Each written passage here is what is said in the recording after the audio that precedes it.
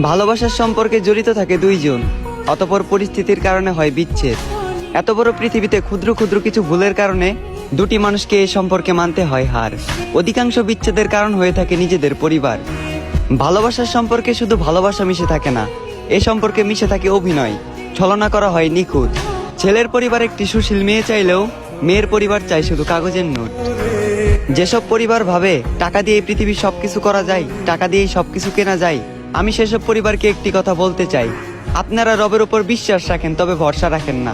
আপনারা কি জানেন না, রব যদি কপালে সুখ না লিখে থাকে, লক্ষ কোটি টাকা দিয়েও সুখ কেনা যায় না। আর তোমাকে একটি কথা বলতে ইচ্ছা করে, তোমার থেকে খুব জানতে ইচ্ছা করে, মানুষ কতদিন বাঁচে বলো? মানুষ তো আর বেশি দিন বাঁচে না। সংক্ষিপ্ত এই জীবন শত দুঃখ কষ্ট হাসি খুশি মিশ্রিত করে আমার হাতটা ধরে কি পার করে দেওয়া যেত না? আমাকে তুলনা করা হোক তোমার বাবার সাথে। তোমার বাবা যেমন নিজেকে বিলিয়ে দিয়ে তোমাদের মুখে হাসি খুশি রাখে, ঠিক তেমন আমিও পারতাম নিজের রক্ত বিক্রি করে হলেও তোমার মুখে হাসি ফুটাতে।